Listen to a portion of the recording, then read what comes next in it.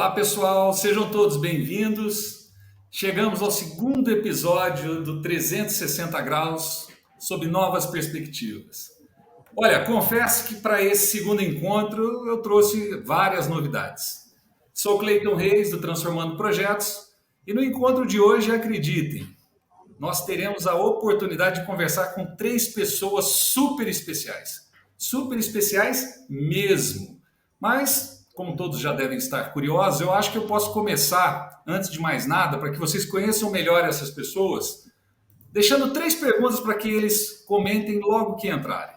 A primeira delas, pelo retrovisor de vocês, qual foi a maior conquista ou legado profissional até aqui?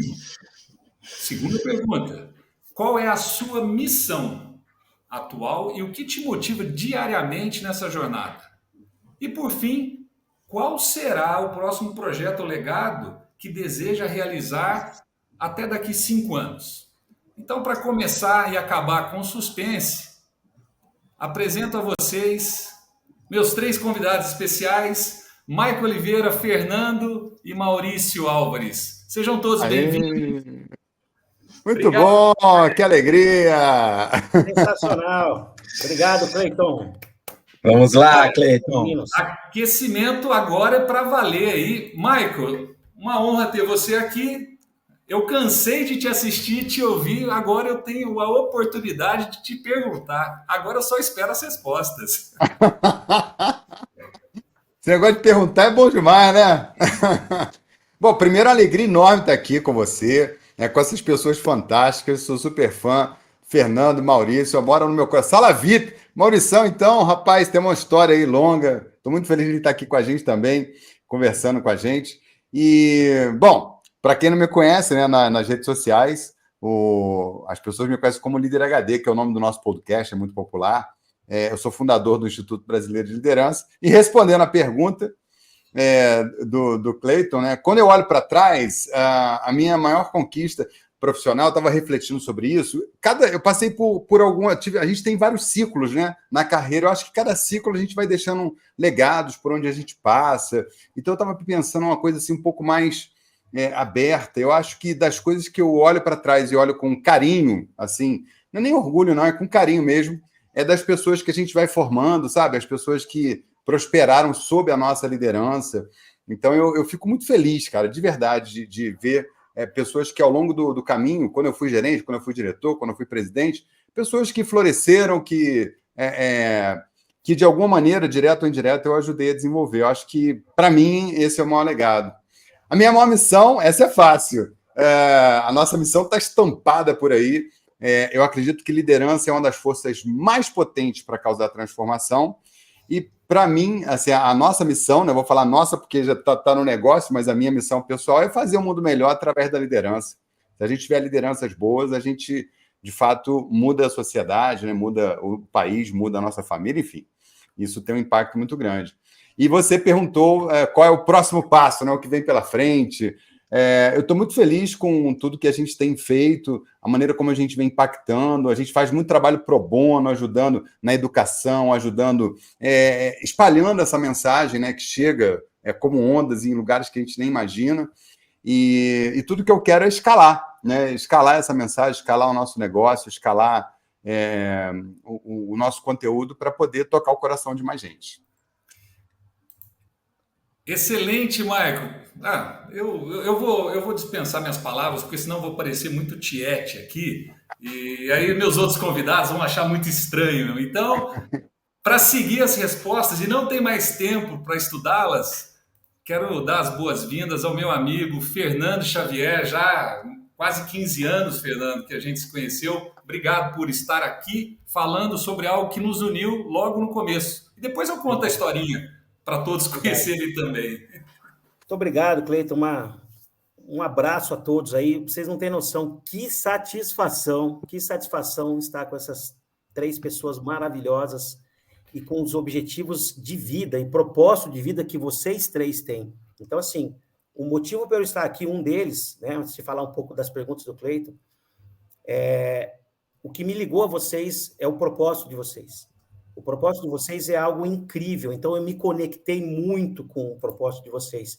E eu espero que as pessoas se conectem com os nossos propósitos a partir de hoje também, tá bom? Então, muito obrigado, é uma satisfação. Falando um pouco das 3 perguntas, né? Olhando pelo retrovisor, qual foi a minha maior conquista e legado?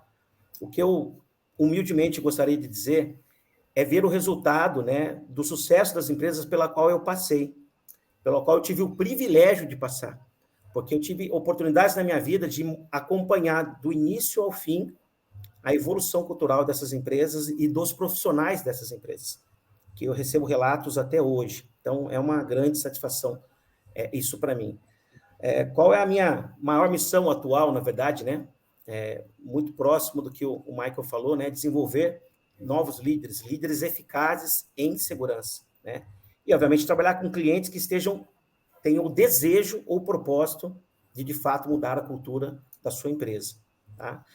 E por fim, aqui, qual será o próximo projeto, o legado, né? Eu trago aqui uma fala de um presidente de uma empresa que estava fazendo coach com ele, e é um presidente que circula entre o Vale do Silício e o Brasil.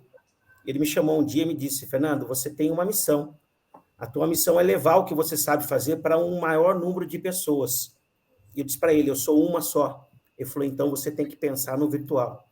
Então, o meu maior desejo, o propósito futuro, é desenvolver esse projeto de forma virtual para que a gente possa levar para mais e mais pessoas e empresas mundo afora. É isso. Uma satisfação aqui. Muito obrigado, Cleiton. Obrigado, Fernando. Excelente, muito bom tê-lo aqui. E aos poucos a gente vem se reencontrando. Eu quero dizer que depois de vários anos, eu reencontrei o Fernando justamente num evento com o Michael, que nós organizamos aqui em Uberaba no final do ano passado. Mas tem agora o último convidado que talvez seja o mais inusitado. Maurício Álvares, prazer em tê-lo aqui. E eu preciso contar para vocês, antes de qualquer coisa, que o que nos trouxe, depois de várias mensagens, foi um podcast em comum que eu escutei do Maurício, gravado com o Michael. E a partir daquela conversa, várias coisas mágicas aconteceram. Obrigado, Maurício. E um prazer, ao vivo agora, né? A gente se conhecer. Obrigado. Prazer é todo meu, Cleiton. Prazer enorme também estar do lado de 2 feras aí, Fernando, que eu conheci há pouco tempo, o Michael, que é uma fonte de inspiração para mim e já conheço há um tempo mais longo. Prazer enorme estar aqui com vocês. E falando um pouquinho de mim aqui, respondendo às questões, né? Quando olho aqui pelo retrovisor e penso no grande legado que eu conquistei até hoje, eu diria que eu estruturei os VAPs. O que são os VAPs, né? São os vendedores alta performance na empresa que eu atuo hoje, que é a MSA. E, logicamente, eles se qualificaram muito tecnicamente, são vendedores melhores, né? Consultores de vendas, se tornaram consultores de vendas, mas o grande avanço, a grande evolução que eu pude contribuir foi na formação pessoal deles, né? Dessas pessoas. Então, são pessoas que trabalham mais o lado pessoal, mais uma habilidade maior para lidar com pessoas, para lidar com situações emocionais. Então, acho que essa foi a minha contribuição para essa equipe e eu tenho muito orgulho de ter estruturado todo esse trabalho, né? Sobre a minha missão atual justamente coincide com a missão da empresa que eu atuo, que é justamente trazer uma maior segurança para as pessoas atuarem nas suas funções e retornarem aos seus lares com muita qualidade, com muita saúde, né? Então, a minha missão pessoal coincide muito com a missão pessoal da empresa que eu atuo. Então, por isso que eu acho que deu muito match e eu sou apaixonado pelo que eu faço e pela empresa que eu trabalho, né? E falando um pouquinho do futuro, né? Qual seria o meu próximo desejo, minha próxima conquista? Eu trabalho estou encabeçando um projeto de diversidade e inclusão, então eu quero trabalhar isso dentro da minha companhia e expandir isso também para o mercado a partir de uma empresa de segurança. Então, como que eu posso contribuir com o movimento da diversidade e inclusão, que também me chama muita atenção e eu adoro falar sobre isso. É isso. Maravilhoso, Maurício. Palmas. Gente. Bom, pessoal, eu sério mesmo, eu vou quebrar o protocolo de ser só um moderador aqui para dizer que já era fã individualmente de vocês e acho, sem nenhuma dúvida, que isso aqui vai ser um marco para nós. E vai ser um marco para quem puder assistir e certamente nós estaremos falando sobre isso em outros lugares com outras pessoas. Mas para hoje, o grande desafio de reunir 3 pessoas fantásticas é compartilhar com vocês uma dor que eu, à frente de uma área de projetos da Mosaic, tenho muita dificuldade e não acho que não é uma dificuldade só minha. Então, o painel proposto de como manter níveis de segurança e consciência elevados em atividades de rotina é uma situação que certamente é vivenciada por diversos colegas nossos em diversos níveis nas organizações.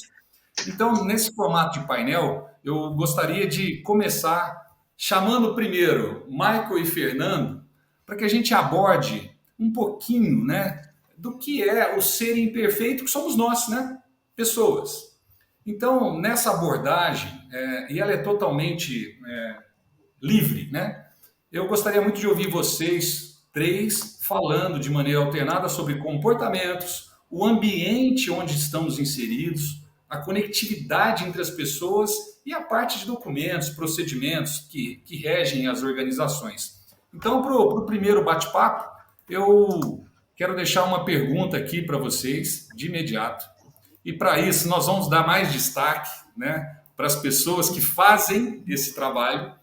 E a pergunta é a seguinte, sobre comportamento, deixando aqui Fernando e Michael, começando pelo Michael, né? Quais os fatores, inconscientes ou conscientes, afetam a tomada de decisão ou comportamentos das pessoas, né, em situações de rotina? Porque, sistematicamente, nós observamos maior displicência e imprudências nessas situações. Então, Michael, queria te passar o tempo que você precisar para trazer a sua visão sobre essa pergunta. Então, quando a gente vê uma pessoa que está se expondo a um risco qualquer, tem ali atrás uma série de coisas, né? Eu vou trazer algumas reflexões, certamente o Fernando vai explanar e trazer mais riqueza, né? Sendo um especialista. Mas eu vejo assim, primeiro, tem um apetite ao risco dessa pessoa, né? E as pessoas se colocam em risco, especialmente na minha visão, por falta de consciência, né? Por não entender, não valorizar a própria vida, né? Ter um senso de responsabilidade muito reduzido. Eu sempre digo, né, Cleiton, que na medida em que a gente evolui, o nosso aro de responsabilidade vai aumentando, né? Vai se ampliando. Então, muitas vezes, um colaborador, um profissional está ali trabalhando e o raio de responsabilidade dessa pessoa é tão pequeno que ela não se sente responsável nem por ela mesma, né? E na medida em que a gente educa, conscientiza, dialoga com as pessoas, a gente vai trazendo essa... Eu acho que a palavra é educação, né? A gente tem que educar mesmo, tem que conscientizar. Esse círculo vai se ampliando, a pessoa vai se sentindo mais responsável por si, e ela entende que existe uma teia em torno dela muito mais complexa do que ela pode imaginar. Pouca gente se dá conta, né? Mas um trabalhador, né? Qualquer um de nós aqui, se a gente se acidenta e morre no trabalho, né? Ou aquilo nos incapacita, a nossa família vai ficar mais pobre. Os seus filhos, né? Aquilo vai impactar a vida dos seus filhos durante muitos anos, talvez por toda a vida deles, né? Você vai causar algum dano direto ou indireto às pessoas que estão no seu entorno. Então, essa percepção da nossa importância, né, é fundamental. Clarear, trazer consciência sobre isso. E, por fim, eu vou falar uma palavra meio dura, né? São duas assim que está por trás das pessoas que eventualmente, né? E aqui não tem um julgamento, mas é uma observação para a gente fazer um papel de apoiar essas pessoas, né? Às vezes por ignorância, né? Por desconhecimento, e às vezes por egoísmo, por a pessoa só cuidar de si, né? Só olhar para si. Ela nem se cuida, né? Ela olha só para si. Então, tirar as pessoas desse lugar, né? Tirar essas pessoas dessa posição é muito transformador para que elas sejam agentes de mudança, para que elas façam grandes transformações na vida dela, né? E consiga ter comportamentos mais seguros. Eu acho que tudo passa por educação e consciência, né? Para a gente levar as pessoas naquela direção. Para mim, assim, tem muitos, a gente vai falar que tem muitos pilares que precisam ser desenvolvidos, mas eu acredito muito nessa força. Bacana, bacana, Michael. Eu nem vou comentar, eu acho que vou respeitar a sequência do painel. E aí, queria que o Fernando trouxesse as contribuições dele dentro desse mesmo aspecto, dessa perspectiva de comportamentos. Fernando, fica à vontade. Veja bem, né? O Michael, como sempre, muito modesto, né? Mas extremamente cirúrgico na fala dele. É incrível. Para complementar o que o Michael trouxe para nós aqui, o que eu queria dizer? Antes de mais nada, a gente precisa entender como funciona o ciclo de atenção consciente de um ser humano. Eu chamo isso de curva da complacência. Como é que funciona isso? Toda vez que a gente pega alguma coisa para fazer pela primeira vez na vida, nosso nível de atenção ele está em 100%. Dirigir um carro, um equipamento, tocar um instrumento, alguma coisa parecida. Pela primeira vez que você vai fazer aquilo, encontrar uma pessoa pela primeira vez, subir ao palco pela primeira vez, o seu nível de atenção está em 100%.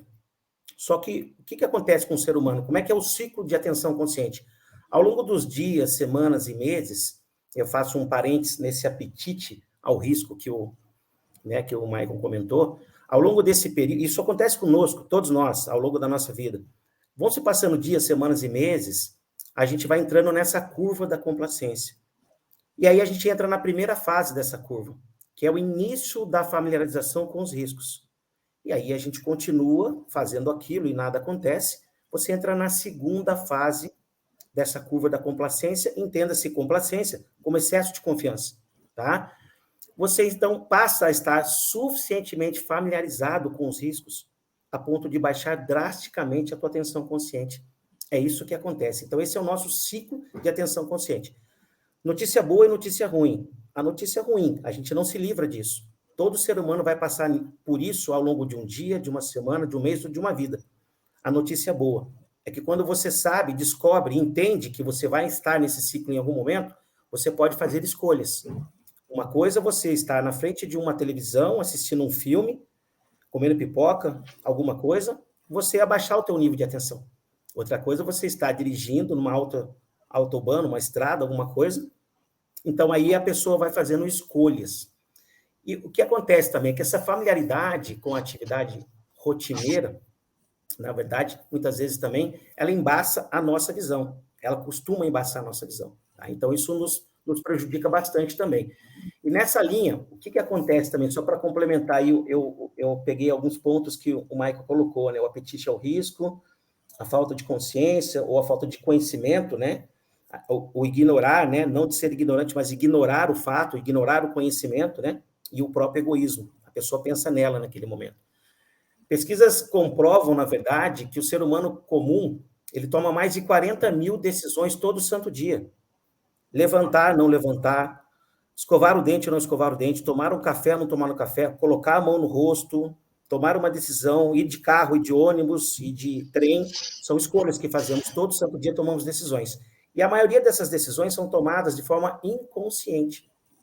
E a gente gosta de acreditar, esse é um ponto. Outro ponto é que a gente gosta de acreditar muito que as nossas decisões são baseadas em informações ou em algum treinamento que você teve, um procedimento e tudo mais. Mas, na verdade, a gente toma decisões baseado em emoções daquele momento que você está vivendo. Eu vou falar disso mais para frente numa outra oportunidade. Mas, por exemplo, imagine que você vai para a Amazônia, visitar a Amazônia, você não conhece.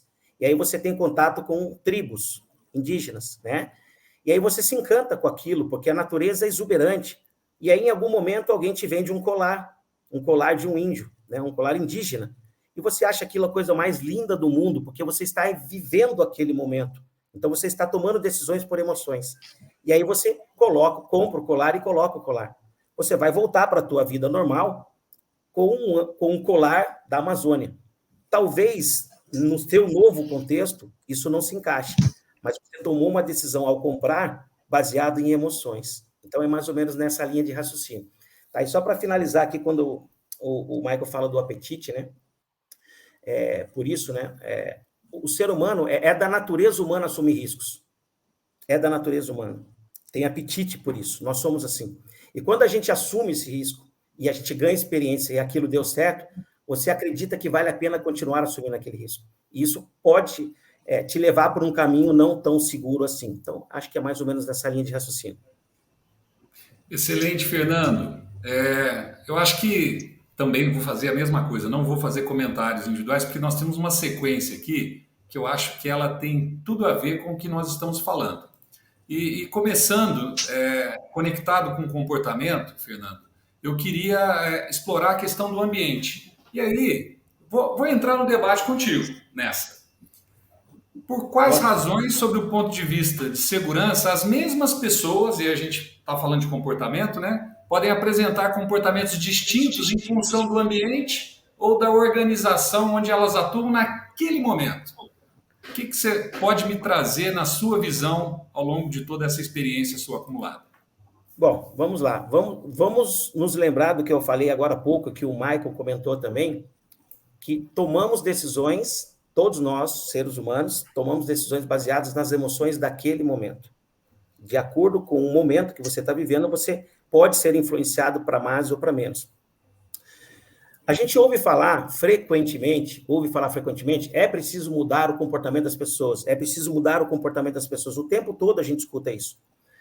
Entretanto, quando a gente para pensar, esses comportamentos, eles não resultam somente da personalidade ou da formação daquele profissional, do operador. Eu costumo dizer que são as características das situações nas quais se vê inserido o ser humano é que pode tornar certos comportamentos mais prováveis ou não. Por exemplo, todos nós aqui andamos de elevador, subimos e descemos, às vezes onde você mora, ou num evento, ou num hotel, a gente sobe e desce um elevador. E tá tudo muito bem. Agora experimenta você ficar preso num elevador por mais de 2 horas com pessoas que você não conhece. Preste atenção. Por mais de horas. Qual é a chance disso, né? A probabilidade de comportamentos de pânico e agressões acontecerem naquele momento. Então, eu costumo dizer que são as características das quais se vê inserido o ser humano naquele momento é que pode tornar o comportamento dele mais provável ou não. Então, por exemplo, na operação, numa atividade dentro de uma empresa, tá? Algumas situações de produção podem ter características que vão aumentar a probabilidade desses comportamentos humanos não tão desejáveis. Um exemplo, imagine um funcionário de manutenção que vai executar um trabalho numa área restrita, onde a iluminação está inadequada, e ele tem uma lanterna, e ele precisa resolver naquele momento, porque ele está sendo cobrado por isso. A chance vai ser enorme dele colocar essa lanterna na boca para tentar achar uma alternativa para ele enxergar a correção da válvula. Então, para trocar essa válvula, e ele colocando essa lanterna entre os dentes, aumenta significativamente o risco dele cometer um erro ou fazer essa tarefa não tão segura assim. Então, eu vejo bastante por esse ponto. Então, só para reforçar, são as características nas quais se vê inserido uma pessoa, um profissional, é que pode transformar o seu comportamento. Então, isso influencia significativamente. Lembrando que ele toma decisões baseadas em emoções, tá? Naquele momento.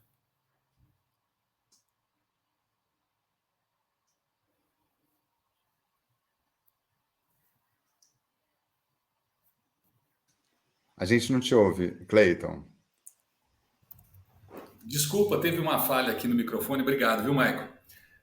O que eu queria trazer para contribuir para esse tópico, essa perspectiva de ambiente, sem ser repetitivo, é que eu vou trazer coisas reais que eu vivo no dia a dia, né? Eu trabalho numa companhia que ela tem procedimentos que são os mesmos para todas as áreas, todos os projetos.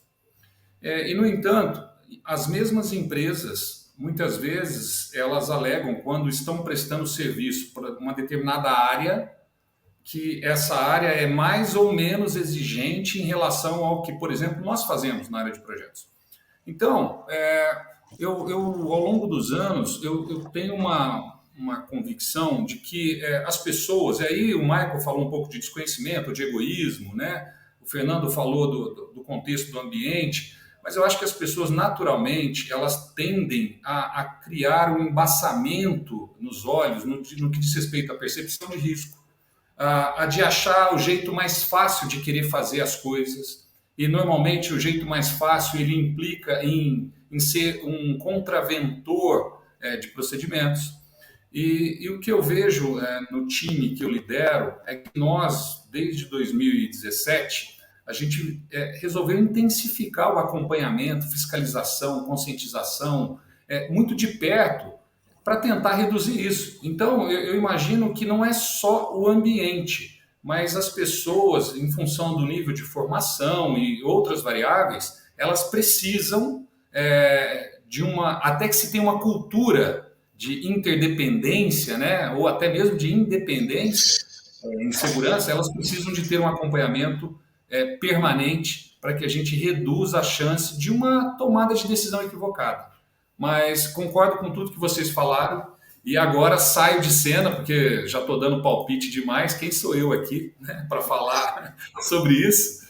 E já acho que está sendo começar o próximo item, né? Conectividade. E agora eu vou alternar essa participação e chegou a hora da gente ouvir o Maurício, né? Maurício, eu já começo da seguinte maneira a questão contigo aqui. Como a conectividade, nós estamos na era da conectividade, né? Pode ajudar a melhorar a segurança do trabalhador e aumentar sua produtividade, independente do tipo de tarefa que ela executa. Olha o quanto a gente está abrindo agora a questão. Por favor, fique à vontade, o tempo é todo seu. Tá bem, Cleiton. Esse é um tema que é muito interessante, realmente muito atual, é a tendência, né? É o que vai movimentar o mercado de segurança nos próximos anos, né? Está muito relacionado à questão da conectividade. E ela começa no movimento de indústria 4.0, que foi muito mais um movimento de chão de fábrica com níveis de gestão, né? Olhando muito mais para a produção, olhando muito mais para as máquinas, para o chão de fábrica, para realmente a performance do equipamento ou da produção de um determinado item, né? E a gestão dela, né? E hoje a gente vive um movimento, esse mesmo movimento que foi feito para as máquinas, hoje feito muito mais para a gestão dos profissionais. Então, não estamos falando de vigiar, não estamos falando de ficar o tempo todo ali vendo se o profissional fez uma coisa errada ou outra e puni-lo. Não é esse o intuito da conectividade na segurança. A conectividade na segurança, ela tem a ver com uma questão de você criar um ecossistema, né? Quando a gente fala de equipamento de proteção individual, a gente não vai mais falar disso. A gente vai falar de logicamente, sim, a pessoa portando o seu equipamento, mas ela conectada com outras pessoas que estão próximas dela e com níveis que estão até à distância, remotamente. Então, ela vai se sentir menos só. Ela vai estar sempre dentro de um conjunto, de um ambiente, como nós discutimos aqui, de um ambiente protegido. Então, esse é o conceito da conectividade aplicada à segurança. No passado recente, você recebia ali os seus equipamentos e ia desempenhar a sua função numa área com possível vazamento de gás, e era você e o seu equipamento fazendo aquele trabalho, né? Se você colocou o equipamento errado, se você está usando o equipamento de forma errada, e por eventualidade acontecesse qualquer catástrofe, muitas vezes você não conseguiria ser identificado, não conseguiria fazer nada, né? Hoje não. Hoje a questão da conectividade coloca você dentro de um grupo e todos veem todos monitoram todos recebem informações previamente, né? Então a predição de acidentes ela vai intensificar cada vez mais, justamente por esse movimento da conectividade. Então vamos estar mais protegidos individualmente e coletivamente com a conectividade? Não tenho dúvida. sem dúvida nenhuma, que vai ser, esse movimento vai favorecer muito a uma segurança maior, a fazer com que as pessoas retornem para os seus lares no final do dia e convivam com sua família em harmonia. O Fernando trouxe esse ponto, e justamente é importantíssimo a gente trabalhar bem no nosso ambiente de trabalho, mas sempre lembrar que a nossa vida está lá fora, com a nossa família, e quanto é importante a gente estar fisicamente saudável, né, nas nossas atividades, para gozar desses bons momentos junto com a nossa sociedade, junto com a nossa família. Então, a conectividade, ela certamente é a bola da vez quando discutimos segurança, e vai evoluir muito nos próximos anos que vamos viver na questão da segurança.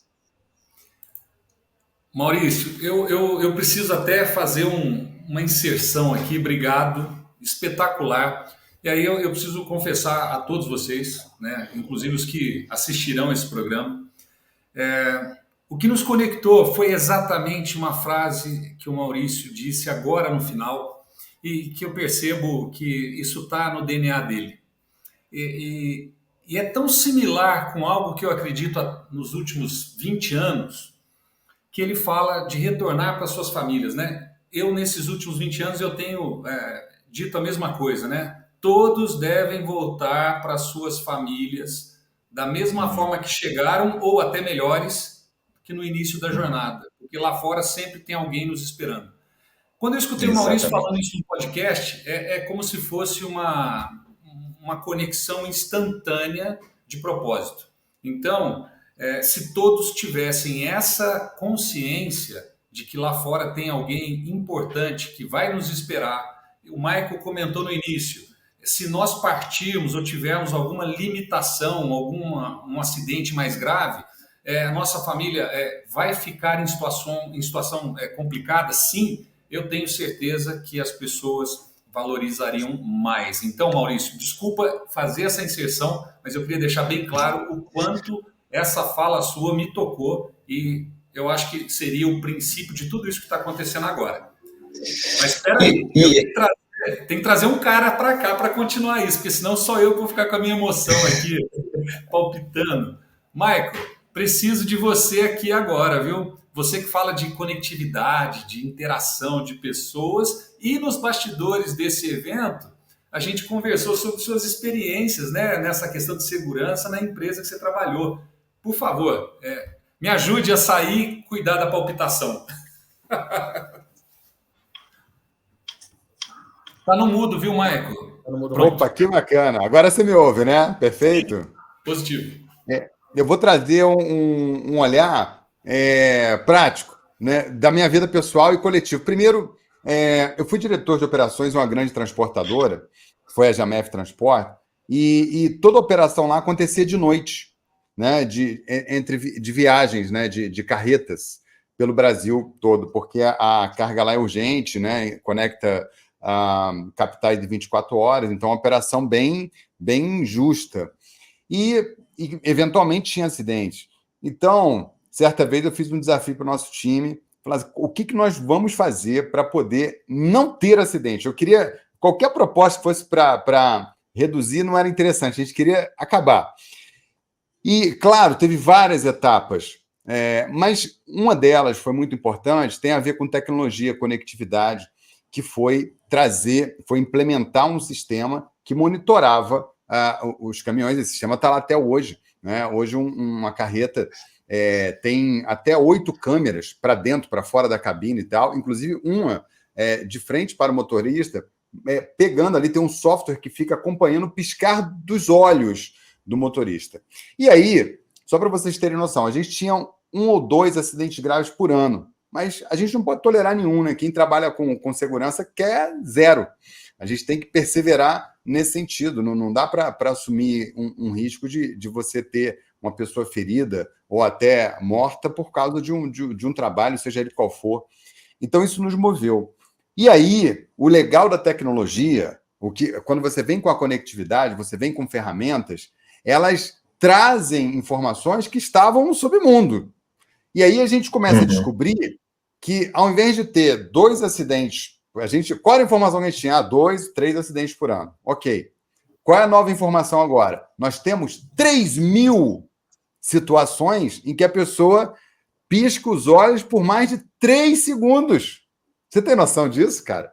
3 segundos de olho fechado, batido dizendo 1, 2, 3. Acabou. Então, assim, quando você lida, quando você vem com esse volume de informação, você fala, pô, pera lá, né? Isso vai trazendo consciência. Por isso que eu falei consciência no começo, né? Tudo que amplia a nossa consciência sobre o problema nos traz mais condição de agir, né? De decidir, de dialogar, de conscientizar.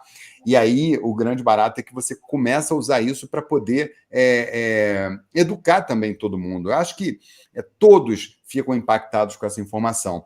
No campo pessoal, eu estou aqui usando um smartwatch, eu já uso há muitos anos, né? Eu faço muitas viagens, pego avião, não sei o quê, carro, papapá. E aí, um dia desses, voltando para casa, porque eu quero voltar para casa vivo também, eu também trabalho, né? A gente quer fazer o nosso trabalho com segurança. E às vezes a gente tem semanas assim extremamente extenuantes do ponto de vista físico e não se dá conta. Esse negocinho aqui me mostrou essa semana, aconteceu essa semana, foi semana passada. Eu fiz uma semana inteira de eventos e num dos eventos, Cleiton, eu numa sala falando para 20 pessoas num workshop de estratégia, a gente fez um plano de estratégia para a empresa e teve lá um workshop e tal. Eu andei dentro da sala 11.000 passos, quase 10 quilômetros. E aí, saí de lá, peguei avião, fiz conexão, cheguei no Rio de Janeiro, e aí eu teria que pegar mais 2 horas de carro, já era 10 horas da noite, e esse reloginho mostrou o seguinte, numa escala de 1 a 10 da tua bateria corporal, ou seja, da tua energia, você está com 5. E apareceu uma luzinha vermelha piscando lá. Então, para e descansa. A mensagem foi essa, para e descansa. E eu estava prestes a pegar um carro para dirigir 2 horas. Você acha que eu peguei?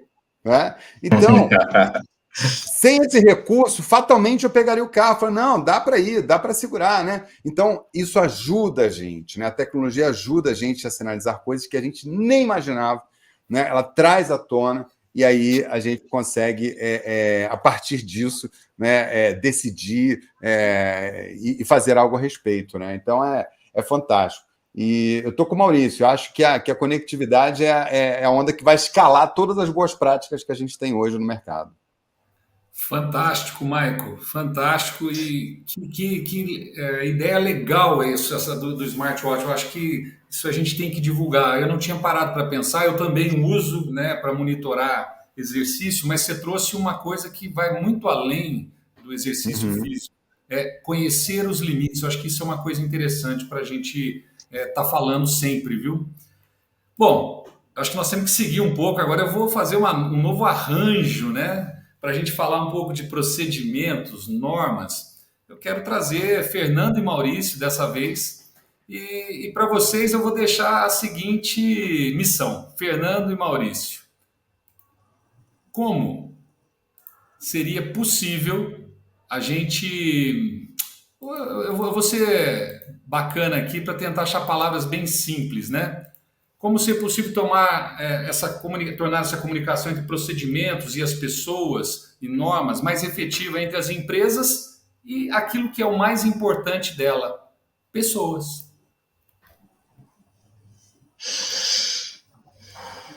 Fernando, quem começa, Cleiton?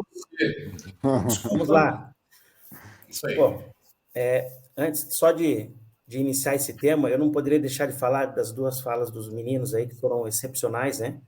Eu costumo dizer que segurança não é um projeto estabelecido pela empresa. Segurança é uma filosofia de vida. E você tem que levar isso para a sua vida.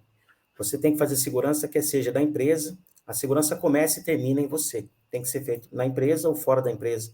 Então, é uma filosofia de vida. E para complementar o que o Michael comentou sobre o excelente trabalho desenvolvido lá, em média, uma pessoa que percorre 3 segundos a 100 km por hora, a pessoa estando 3 segundos desatenta a 100 km por hora, ela pode percorrer até 150 metros completamente cega. Então, esse é um estudo que foi feito aí no passado, só para complementar. Mas entrando nesse tema, né, de procedimentos, eu acho bastante interessante. Para falar sobre esse tema de procedimentos e como a gente pode interagir entre empresa, procedimentos e pessoas, né? A gente não pode deixar de falar sobre a disciplina operacional. O que significa dizer isso? Disciplina operacional significa dizer todos fazendo certo o tempo todo. Quando você olha no macro, né, fazendo uma tradução do meio ambiente, do ESG, né, hoje, né, você tem que pensar globalmente e agir localmente. Então, numa visão da empresa, significa dizer o compromisso profundamente enraizado por várias pessoas, por profissionais dentro da empresa, em fazer certo todas as tarefas o tempo todo. Mas olhando por uma visão minha, pessoal, eu como pessoa, né, eu estou empenhado em executar essas atividades de forma certa o tempo todo. Tá? Então, esse é um ponto importante. Outro ponto importante que a gente não pode deixar de comentar sobre isso, né, é que quando você estabelece esses processos, as empresas precisam medir a aderência desses procedimentos em campo. Então, uma maneira correta de você desenvolver, criar essa interação entre empresa, procedimentos e pessoas, né, é criar um protocolo de você medir a aderência disso. Então, qual é a sequência desse processo?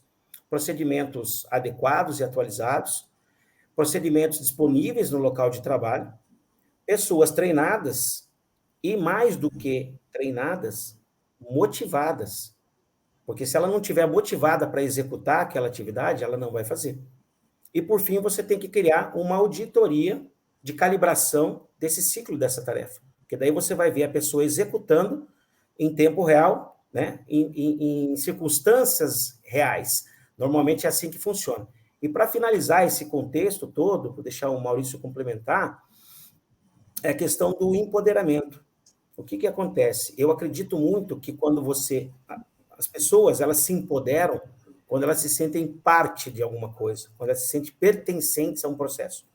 Então, eu acredito muito que a construção de protocolos e procedimentos dentro de uma empresa, ela tem que ser feita a várias mãos, inclusive envolvendo o próprio funcionário, né? Porque, na verdade, quanto mais ele for envolvido, mais ele vai ser comprometido, mais empoderado ele vai estar. E ele pode até acabar agregando conhecimento, porque é ele que está lá na ponta executando a atividade.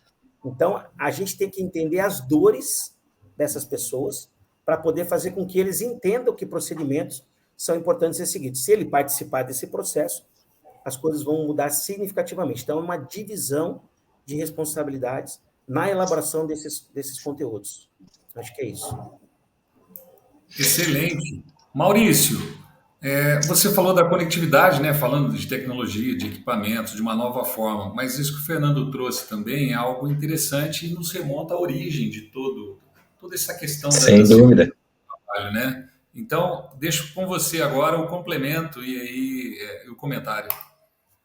Sem dúvida, Cleiton. O Fernando cobriu com maestria aí o tópico procedimento, né?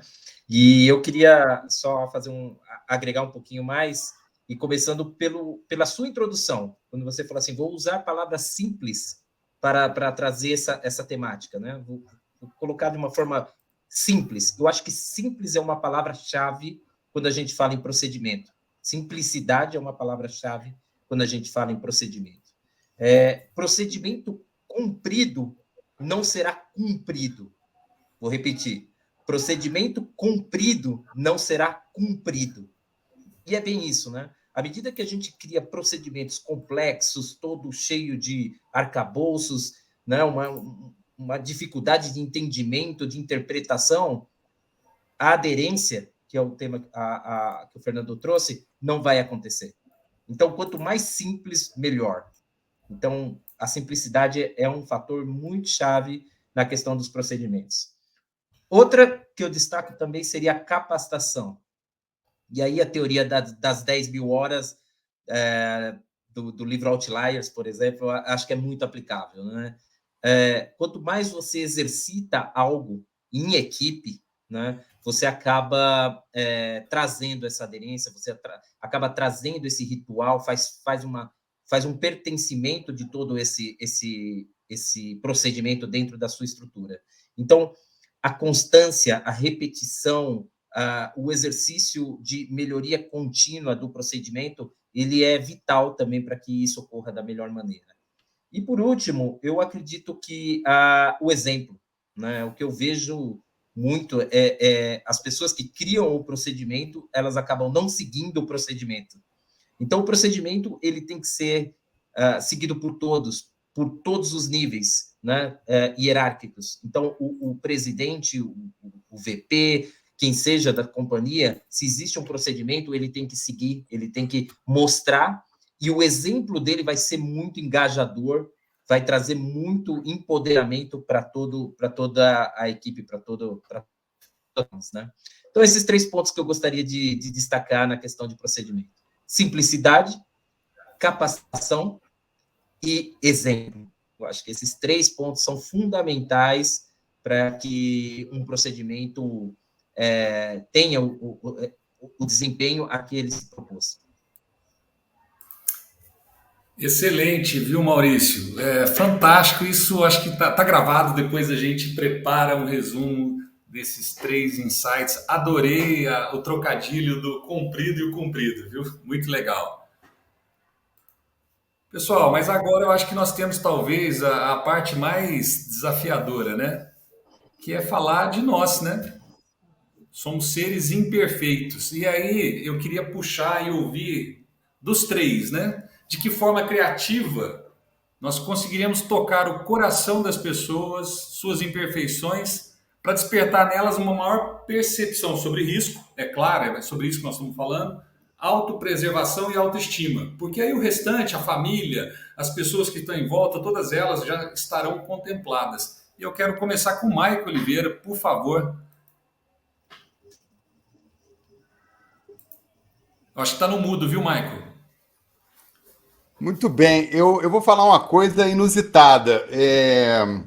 Refletindo sobre todas as vezes que eu tive que trabalhar esse tema e conseguir avanços, existem muitas frentes de você estruturar procedimentos, de você fazer treinamentos, de você conscientizar as pessoas, de você, às vezes, envolver a família, né, de forma objetiva, tem que envolver a família para sensibilizar, tem que fazer muitas ações. Mas eu vou te contar uma coisa, experiência própria. A coisa mais potente assim, para destravar, para que todo mundo colabore, porque assim, enquanto eu acho que o grande perigo de um projeto qualquer ou de uma ação qualquer dentro da empresa é a gente entrar no modo super-herói, achar que tu vai resolver a parada sozinho e exatamente o oposto.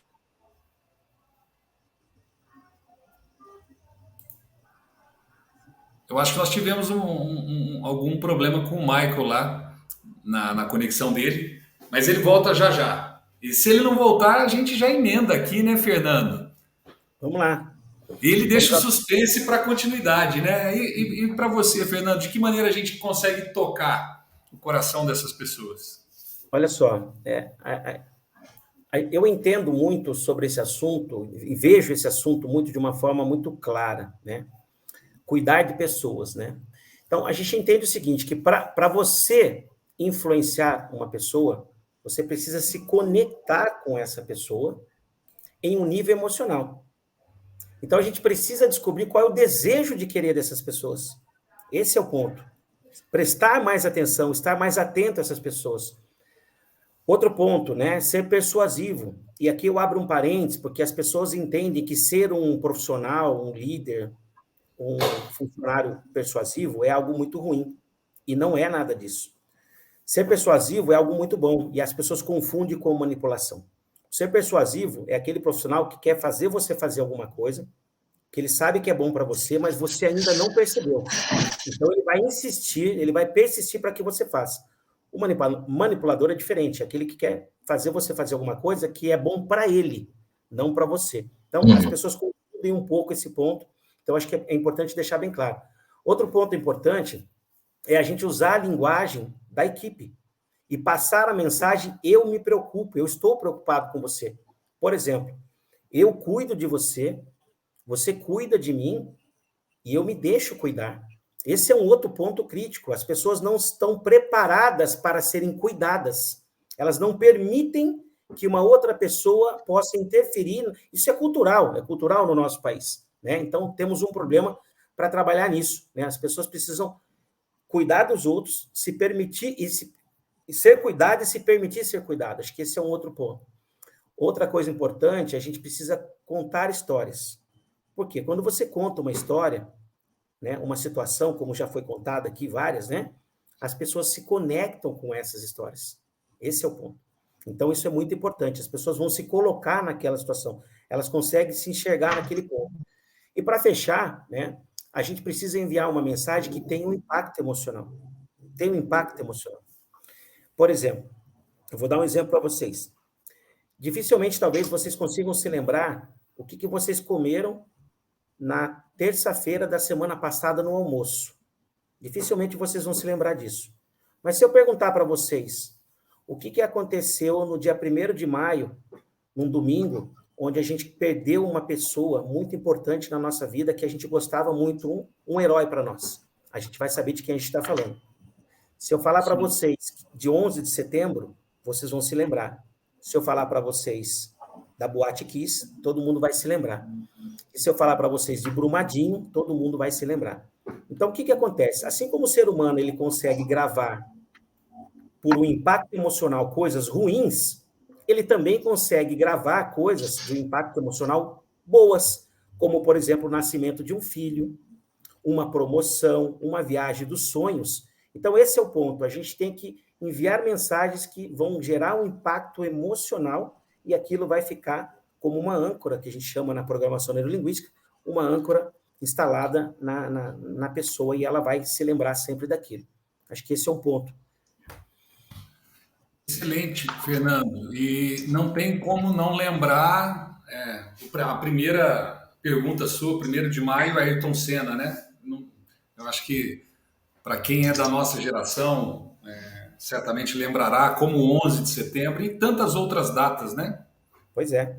Você não se lembra o que você comeu na semana passada, mas você consegue lembrar de um evento há 29 anos atrás. E você é capaz de lembrar onde você estava naquele exato momento que aconteceu o acidente.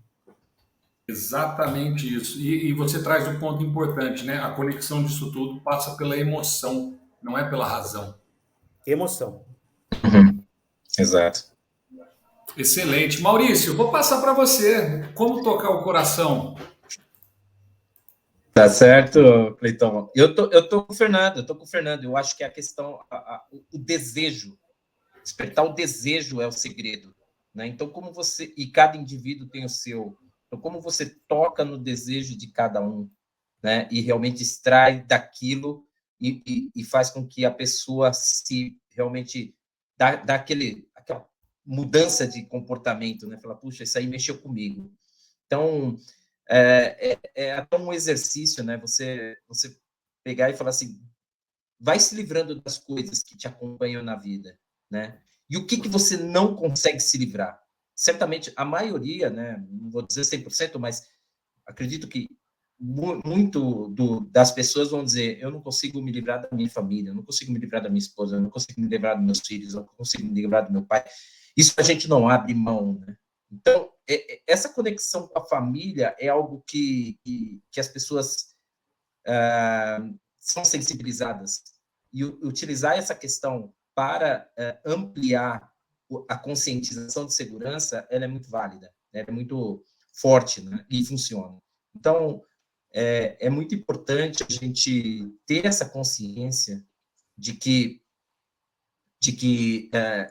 eu estou ali, eu trabalho, estou desempenhando a minha função, mas, de fato, a minha vida está lá fora, eu preciso voltar para o meu lar, eu tenho um compromisso com a minha sociedade, e aí lá eu vou também levar ensinamentos que eu aprendo aqui dentro da empresa onde eu trabalho, e eu quero voltar amanhã para aprender mais, e depois voltar novamente para a minha casa. Então, isso eu acredito muito nessa didática, nesse movimento, para poder trabalhar a conscientização de segurança das pessoas. Excelente, Maurício. Concordo. Número, gênero e grau. Na verdade, eu acho que aqui a gente está tirando vários insights, várias provocações de como fazer diferente, né? E aí temos conosco já o Michael, que teve um pequeno problema de conexão. cortou no meio da empolgação que ele estava falando e eu fiquei com aquela curiosidade agora. Como termina aquilo? Então, eu acho que eu vou falar a coisa mais inusitada.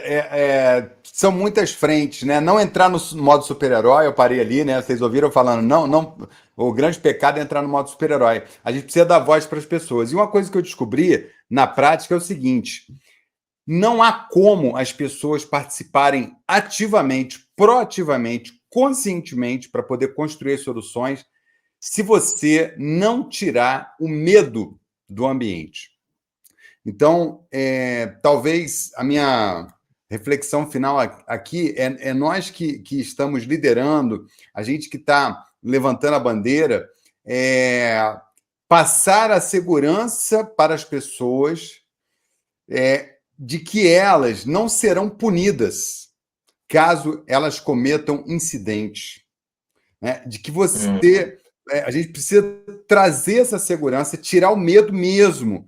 Porque, normalmente, quando as pessoas ficam com algum medo de serem punidas, de serem vigiadas, tolhidas, né, elas não relatam os incidentes, elas não falam os problemas, elas não comentam do colega que não está usando o EPI. Né? Por quê? Porque vai ter punição. Se eu falar que o outro não usa o EPI, vai ter uma punição. Então, a gente precisa tirar dissipar esse medo, porque quando a gente faz isso, as pessoas espontaneamente começam a se comportar de maneira diferente, trazer à tona coisas que, de fato, vão fazer diferença, né? Atitudes que vão fazer diferença.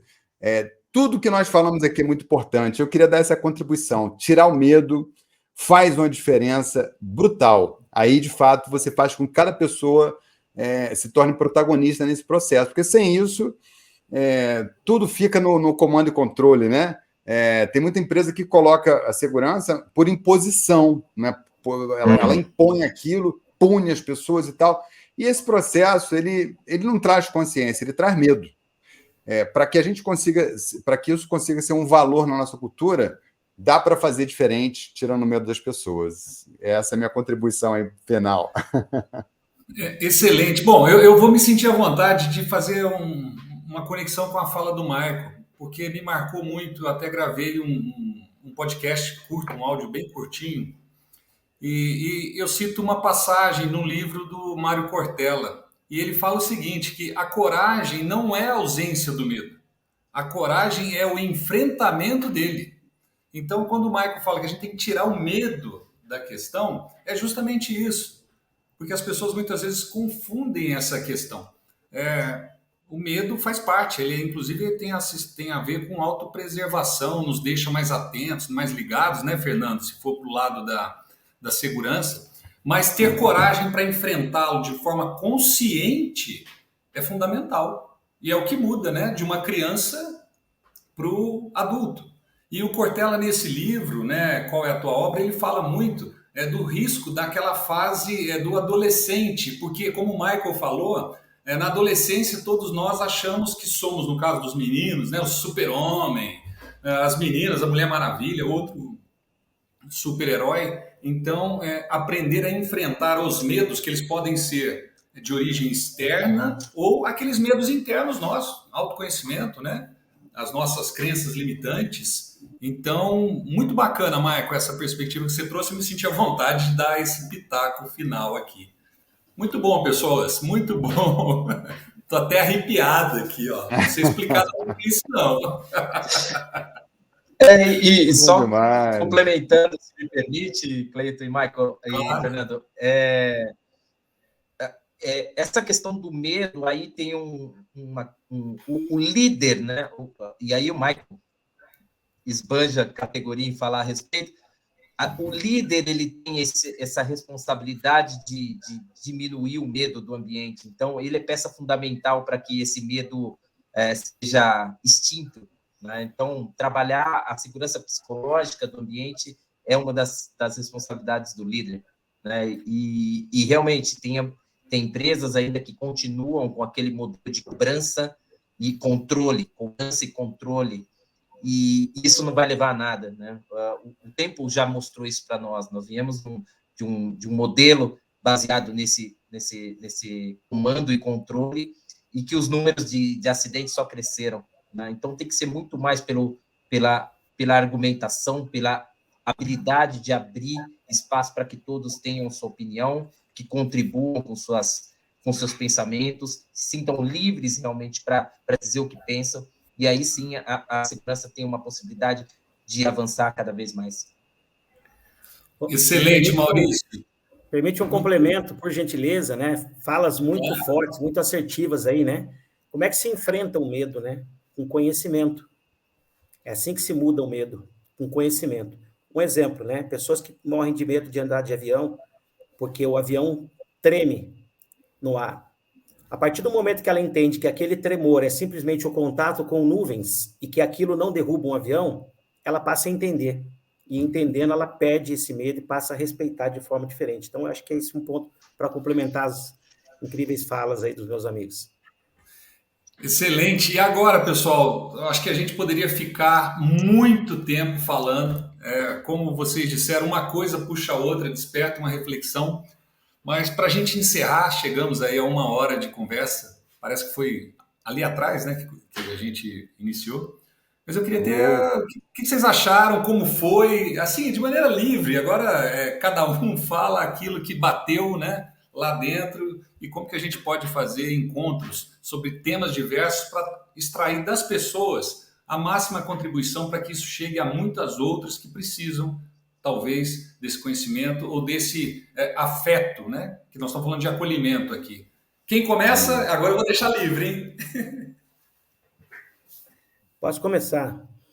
Bom, o que eu tenho visto, né? Antes de mais nada, né? Parabéns aí, parabéns aos 4, né? Sensacional, né? Eu acho que isso foi incrível aí, o que vocês fizeram, o que nós fizemos aqui. Muito obrigado. O que eu tenho visto muito, né? Nessas minhas idas e vindas, eu tenho feito um trabalho muito forte com as lideranças hoje. São 2 frentes muito fortes. É um workshop de segurança, né? Que a gente chama workshop para alta liderança, né? São 8 horas de uma conversa, né, de reflexões sobre praticamente esses temas que a gente discutiu aqui, e depois uma prática, porque é a técnica do 70, 20, 10. Se você manter o cara numa sala só escutando, ele vai ter uma absorção de 10%. Se ele se interagir um pouquinho, vai para 20%, e ele só vai realmente avançar acima de 70% quando ele tiver experiências, desafios rotineiros. Então, o complemento desse workshop é um coach, onde esse coach, em 3, 4, 5 sessões, a gente vai montar um plano de desenvolvimento individual para essas equipes aí. Então, o que eu entendo que poderia ser complementado futuramente, Cleiton? E que eu escuto nesses eventos, né? A gente procurar trazer as dores desses caras, porque muitas vezes a gente olha as dores do funcionário, mas a gente não olha as dores do executivo, né, dos líderes. E entender um pouco isso, e aí sim, num contexto como esse, fazer escola, doutriná-los, né, mudar o mindset desse líder, porque daí, e com isso, dar ferramentas para que eles consigam continuar. Então, esse é um projeto que eu tenho feito aí nos últimos 3, 4 anos, e tem funcionado demais, tem dado um resultado muito grande. E eu falo isso para vocês porque a gente não está pegando um funcionário da operação ou um líder de linha, né? De linha direta ali. A gente está pegando um presidente, está pegando um vice-presidente, um diretor, ou seja, pessoas de alto escalão que conseguem cair a ficha quando tem uma conversa dessa. Então, a gente pode pensar em escalar assuntos para esse público também, tá? Especificamente para esse público. Muito bom, Fernando. Está anotado. Legal. Quem é o próximo? Posso ir agora, Cleiton? Claro. Bom, responder aqui o que eu achei do nosso encontro. Curti demais. Acho que foi bem leve, bem gostoso, com colocações dos colegas aqui sensacionais. Um aprendizado muito, muito nobre aqui, muito gostoso, né? E o que eu vejo aí nas andanças, né, todo esse tempo que eu tenho de jornada na área de safety, é que se discute muito normas, produtos, uma discussão muito técnica, né, que não estou tirando mérito, é super importante, mas a questão mais intelecto, eu acho que ela é um pouco... Há muito espaço ainda para progredir, E aqui nós fizemos exatamente isso, uma discussão muito mais reflexiva, né? Muito mais consciente, e eu acho que há muito que progredir nesse outro lado, né? Então, por isso que fico muito feliz de você ter elaborado e dado essa oportunidade para a gente discutir um tema tão relevante e dessa forma como foi feito. Obrigado, Maurício. Que isso. Vocês fizeram o encontro. Eu fui só um facilitador, né? Agora, Michael, suas palavras para que a gente caminhe realmente para o encerramento. Feliz demais, especialmente por um tema que é tão caro para as pessoas, para as empresas, que a gente tem um mar de oportunidades para evoluir.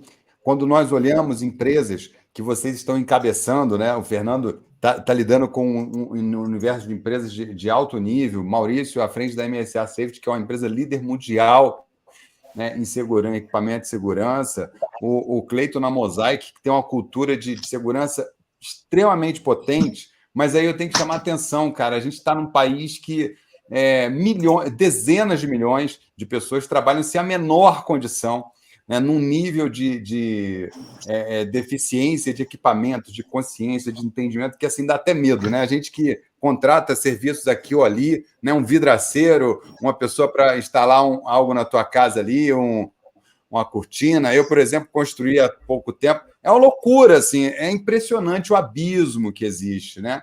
Então, esse tema é importante, ele precisa ser batido, precisa ser falado, precisa ser levado, e parabéns ao Cleiton por evangelizar.